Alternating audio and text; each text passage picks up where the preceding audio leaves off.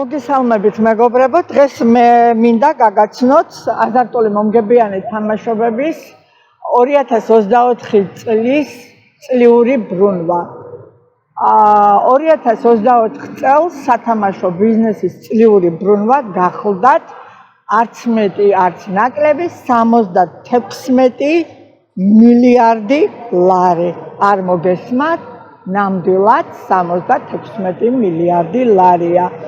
ეს იმ პირობებში, როდესაც საქართველოში უამრავი ადამიანი სიღარიბის ზღვარს ქვემოთ ცხოვრობს, 29,000 ბავშვს ელემენტარულ ჰიგიენურ საშუალებებზე ხელი არ მიუწვდება და თქვენი ვერ წარმოიდგენთ, არა მილიონებით იზრდება სათამაშო ბიზნესი, არამედ იზრდება ყოველწლიურად მილიარდებით.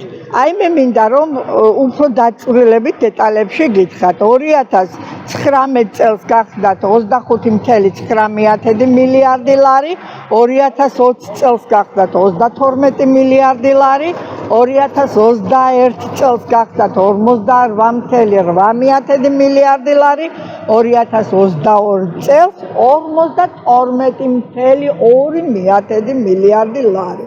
ხოლო 2023 წელს 64,3 მილიარდი ლარი. აი 2024-ში კი გაიზარდა 11,8 მილიარდი ლარი. წარმოუდგენელია იმ ქვეყანაში, სადაც 3,5 მილიონი ადამიანი ცხოვრობს, ამხელა ბრუნვა ჰქონდეს წლიური სათამაშო ბიზნეს. მე არ ვიცი, უბრალოდ ეს შემაშფოთებელი კი არა, უკვე განგაშის ძარებია შემოსაკრავი, იმიტომ რომ ჩვენ ვერც ვიფიქრებდით და ვერც წარმოიდგენთ ალბათ საზოგადოება, რომ სათამაშო ბიზნესი მილიარდებს ეთამაშება ჩვენს ქვეყანაში.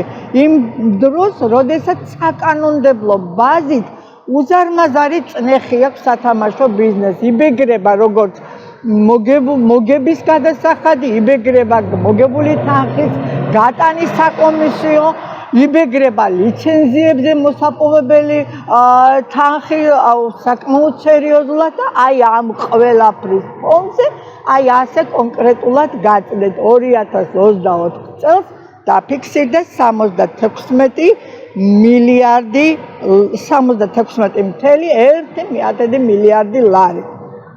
აი ახლა უკვე ყველას ვალდებულებაა, მთელი საქართველოს მოსახლეობის ვალდებულებაა, რომ ამოვიღოთ ხმა, დავდგეთ ერთად და სათამაშო ბიზნესის რეგულაციების აღსრულების მექანიზმების გამკაცრება მოვითხოვოთ. სულ ეს იყო რაც მინდოდა მე დღეს თქვენთვის მომეწოდებია. შემდგომი შეხვედრისთვის ვისაუბროთ გემბლინგი როგორც სოციალურად უმძიმესი გამოწვევაა ქვეყნისთვის. დროებით გემშვიდობებით.